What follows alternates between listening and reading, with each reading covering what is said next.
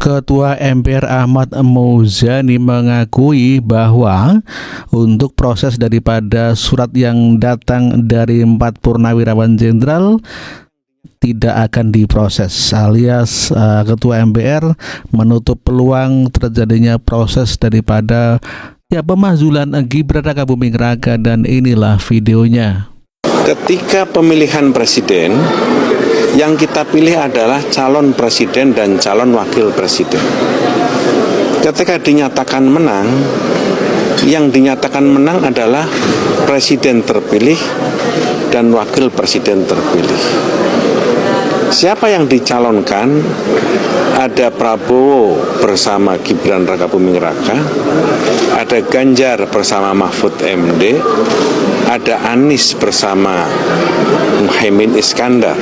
Itulah calon presiden dan calon wakil presiden ketika akan Pilpres 14 Februari 2024. Ketika KPU menghitung suara yang dinyatakan unggul dalam pemilihan presiden 14 Februari 2024 adalah pasangan Prabowo Subianto bersama Gibran Rakabuming Raka, calon presiden dan calon wakil presiden. Digugat, dipersoalkan, diajukan gugatan itu ke Mahkamah Konstitusi, dan oleh Mahkamah Konstitusi kemenangannya dinyatakan tidak ada masalah dan sah. Maka pada tanggal 20 Oktober 2024 atas keputusan tersebut Majelis Permusyawaratan Rakyat mengadakan prosesi pelantikan yang dihadiri oleh seluruh anggota MPR mayoritas dan puluhan kepala negara, kepala pemerintahan. Itu adalah prosesi pelantikan presiden dan prosesi pelantikan wakil presiden hasil pemilihan umum presiden 14 Februari 2024. Jadi Prabowo adalah presiden yang sah, Gibran adalah presiden yang sah. Sudah dijawab oleh pimpinan saya, Ketua MPR, ya, bahwa MPR rakyat telah memilih dan MPR telah melantik, ya, pasangan yang dipilih sah oleh rakyat dalam pemilu 2024, ya, Pak Prabowo dan Pak Gibran Rakabuming Raka. Jadi kita berpegang pada hasil keputusan yang sudah ditetapkan oleh KPU RI yang kemudian dilaksanakan oleh MPR dalam bentuk pelantikan daripada Presiden Wakil. Partai Golkar menolak tegas usulan pemakzulan Wakil Presiden Gibran Rakabuming Raka. Ketua Fraksi Golkar MPR RI, Melchias Markus Mekeng, menyebut tidak ada alasan kuat dan dasar hukum yang sah untuk melengsarkan Gibran. Ia menekankan, Indonesia adalah negara hukum. Pemakzulan hanya bisa dilakukan jika ada pelanggaran berat seperti korupsi atau tindak pidana lainnya. Meski menghargai hak berpendapat, fraksi Golkar menilai desakan pemakzulan Gibran tidak bisa ditindaklanjuti karena tidak sesuai konstitusi.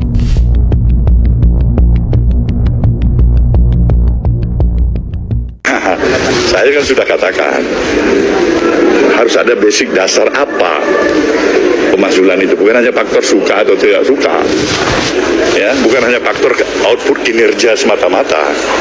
Ada skandal di sana yang tidak bisa terbantahkan. Mungkin itu kita progres atau proses ke arah pemakzulan. Kalau tidak ada hal itu, tidak ada angin, tidak ada hujan, kemudian kita usulkan usulan pemakzulan, saya bilang kita bukan membawa kenyamanan, ketentraman, dan kondusifnya situasi politik dalam negeri. Kita mulai membuat masalah-masalah baru. Sekarang pemilu baru selesai. Pikiran-pikiran Nasdem seperti ini. Tidak menempatkan faktor suka atau tidak suka semata-mata. Tapi bagaimana konstitusi ini kita rawat dan kita jaga bersama. Kalau dasarnya hanya kebencian, wah susah kita ini. Kalau menyatakan aku yang paling benar dalam hidup ini, orang lain semuanya salah, itu juga tidak benar menurut saya. Pernyataan Sufmi Dasko Ahmad yang adalah politisi Partai Gerindra dan sekaligus salah satu dari Wakil Ketua DPR RI memberikan sebuah pernyataan politik yang sangat jelas sekaligus memberikan peneguhan kepada kita bahwa posisi Gibran itu tidak mungkin didongkel dari jabatannya sebagai Wakil Presiden, pendamping Presiden Prabowo Subianto. Dasko memberikan pernyataannya dalam konteks masuknya sebuah surat yang dilayangkan oleh para purnawirawan yang terus ingin menggoyang soliditas di antara Prabowo dan Gibran terkait dengan pengusulan pencopotan Gibran dari jabatan sebagai wakil presiden. Apa yang dinyatakan oleh Sufmi Dasko Ahmad yang menegaskan bahwa Gibran itu adalah wakil presiden yang definitif dan ia adalah seorang yang secara politis dan konstitusional, ini yang paling penting, bahwa Gibran secara politis adalah sah sebagai wakil presiden dan secara konstitusional ia adalah orang yang telah didaulat dan ditetapkan final sebagai wakil presiden. Dan karena itu usulan yang dilayangkan oleh para purnawirawan dengan sendirinya gugur. Dan inilah sebuah pernyataan politik yang menurut saya paling jelas, paling tegas untuk menempatkan persoalan terkait dengan kisruh yang terus-menerus dijadikan senjata politik dan ideologis menyerang Gibran dari jabatan sebagai wapres. Ini tidak dapat dibuktikan sebagai benar dan harus dikatakan semua itu adalah sampah. Bagaimana kita membincang, teman-teman, pernyataan Sufmi Dasko Ahmad, Wakil Ketua DPR RI dan sekaligus politisi Partai Gerindra, yang ini bukan pernyataan biasa, tetapi ini adalah pernyataan yang memberikan nuansa politis yang sangat tegas tentang posisi Gibran yang adalah wakil presiden definitif. Teman-teman, ketika kita membincang tentang bagaimana surat yang dilayangkan oleh sejumlah anggota atau kelompok masyarakat yang mengatasnamakan para purnawirawan itu kemudian menjadi kontroversial ketika surat itu tidak main-main. Mereka menyebut bahwa pemaksulan terhadap Gibran itu sesuatu yang layak untuk dipastikan dapat ditimbang, bisa diwujudkan dan bisa dilakukan. Ini sekaligus merupakan sebuah bagian dari tafsir terhadap konstitusi yang menurut beberapa pihak tafsir ini sulit untuk dikatakan konstitusional. Jadi mereka ingin menafsirkan konstitusi agar bisa usulan itu diterima oleh DPR RI, tetapi banyak pihak mengatakan bahwa usul itu juga bisa dipastikan tidak konstitusional atau melanggar konstitusi. Mengapa? Oleh karena jelas kedudukan Gibran yang sejak pencalonan itu merupakan fakta politik bahwa ia adalah seorang yang oleh partai-partai politik ditetapkan sebagai calon yang akan diusung oleh partai-partai politik pengusung calon, dalam hal ini bersama dengan calon yang lain yang adalah Prabowo Subianto untuk maju dalam kontestasi pemilihan presiden dan wakil presiden. Karena itu sulit ketika proses sudah berjalan dengan baik dan hingga pada proses pemilu itu sendiri dan data yang kita ketahui bahwa Prabowo dan Gibran itu memenangkan kontestasi, tetapi ternyata kita tahu bahwa apa yang dianggap sebagai sesuatu yang oleh mereka yang menyerang ini sebagai tidak berbasis pada realitas politik dan itu dianggap melanggar konstitusi, itu dengan sendirinya sebetulnya terbantahkan. Mengapa? Karena semua persoalan terkait dengan pencalonan Gibran itu telah dipastikan dipenuhi oleh Gibran itu sendiri. Jadi sulit untuk mengatakan bahwa proses dari pencalon Gibran itu cacat, tetapi prosesnya itu sesungguhnya adalah proses yang sangat sempurna. Jadi teman-teman, hal itu merupakan realitas politik. Yang berikutnya menurut saya, ketika surat pengusulan untuk pemaksulan Gibran dilayangkan ke DPR RI, ini juga membuat kita tahu bahwa rupanya surat yang sama yang dilayangkan kepada Presiden Prabowo Subianto itu dianggap oleh mereka tidak direspon dengan baik oleh Presiden Prabowo.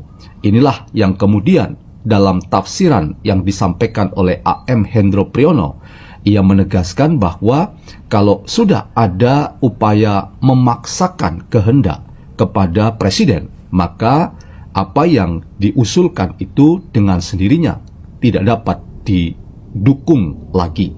AM Hendro Priyono membuat titik balik yang sangat penting, bahwa dulu atau semula ia memberi apresiasi dan sikap positif terhadap usulan pencopotan Gibran.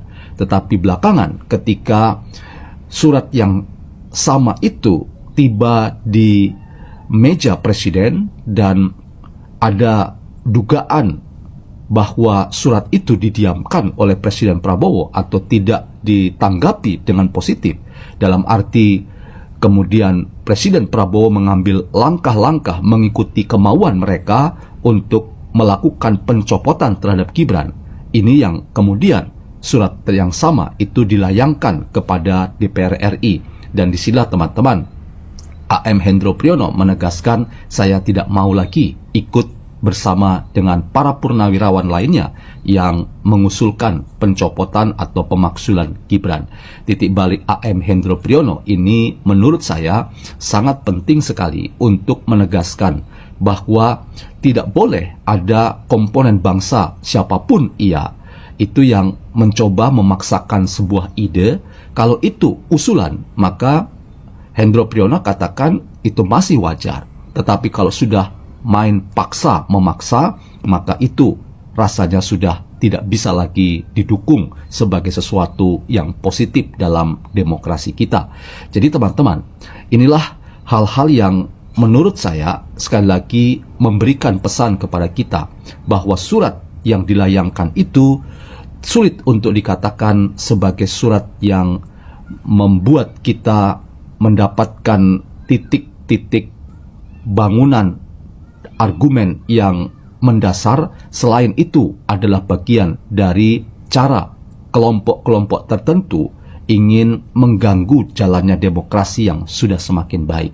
Dan sekaligus catatan dari Sufni Dasko Ahmad itu memberikan sebuah fakta yang lain, bahwa dari sisi Partai Gerindra sebagai partai yang mengusulkan Gibran pada waktu pencalonan untuk maju dalam kontestasi mendampingi Prabowo Subianto, maka Dasko Ahmad jelas mengatakan bahwa tidak mungkin rasanya kita membalik sejarah dengan mengevaluasi pencalonan Gibran. Sebab rasanya Gibran yang hari ini sudah menjadi wakil presiden definitif itu sudah jelas-jelas adalah seseorang yang telah memenuhi persyaratan untuk dimajukan dalam kontestasi itu. Sufni Dasko Ahmad tegas mengatakan bahwa dari sisi Partai Gerindra maka tidak mungkin untuk mengatakan usulan itu adalah usulan yang dapat didukung. Dengan demikian, Sufni Dasko Ahmad menegaskan bahwa surat pengusulan pencopotan atau pemaksulan Gibran itu dengan sendirinya tidak dapat diterima atau tidak dapat ditanggapi sebagai bagian dari surat-surat aduan masyarakat untuk DPR RI mengambil langkah-langkah yang konstruktif untuk menjawab dan kemudian mewujudkan apa yang menjadi keinginan untuk pencopotan Gibran. Inilah menurut saya posisi tegas dari komponen anggota DPR RI, khususnya Wakil Ketua Sufni Dasko Ahmad untuk mewakili partainya yaitu Gerindra, dan sekaligus ini memberikan sebuah informasi bahwa DPR sendiri telah tahu bahwa surat-surat seperti ini harus disebut sebagai surat-surat yang sampah belaka dan tidak bisa dikatakan ini tidak melanggar konstitusi. Karena itu, mari kita ikuti perkembangan kemudian. Apakah ada anggota DPR lain yang berpendapat berbeda? Tetapi saya yakin bahwa semua anggota DPR secara kolektif mereka akan berposisi yang sama, bahwa surat ini harus dianggap sebagai surat yang bisa mencederai demokrasi kita dan bisa dianggap pelanggaran konstitusi.